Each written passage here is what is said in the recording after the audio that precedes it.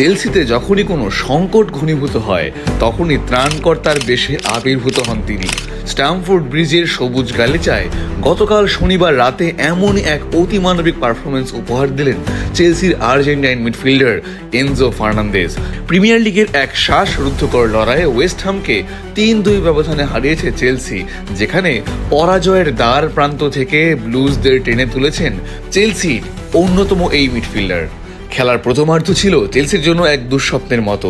ঘরের মাঠে শুরুতেই জেরার্ড বোয়েন এবং ক্রিসেন্সিও সামারভিলের গোলে ২-০ ব্যবধানে পিছিয়ে পড়ে স্তব্ধ হয়ে যায় পুরো স্টেডিয়াম। বিরতির পর জোয়াও পেদ্রো ও মার্ক কুকুরেলার গোলে চেলসি সমতায় ফিরলেও জয়ের পথ যেন খুঁজে পাচ্ছিল না তারা।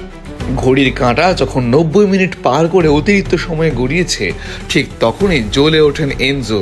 ৯২ মিনিটে জোয়াও পেদ্রোর পাস থেকে এক অসামান্য ফিনিশিংয়ে বল জালে জড়ান এই আর্জেন্টাইন মিডফিল্ডার। তার এই গোল শুধু দলকে ৩ পয়েন্টই দেয়নি, বরং প্রিমিয়ার লিগের পয়েন্ট টেবিলের 4th প্লেসেও তুলে এনেছে। চেলসি সমর্থকদের কাছে এনজো ফার্নান্দেজ এখন এক অনিবার্য ত্রাতা। ক্লাবে নিজের ১৫০তম ম্যাচ খেলার দিনেই এমন অবিশ্বাস্য জয় উপহার দিয়ে তিনি প্রমাণ করলেন কেন তাকে চেলসির গেম চেঞ্জার বলা হয়। তার মাঝ মাঠের নিয়ন্ত্রণ এবং শেষ মুহূর্তে গোল করার ক্ষমতা যেন তাকে সাধারণ একজন মিডফিল্ডারের অনেক ঊর্ধ্বে নিয়ে গেছে।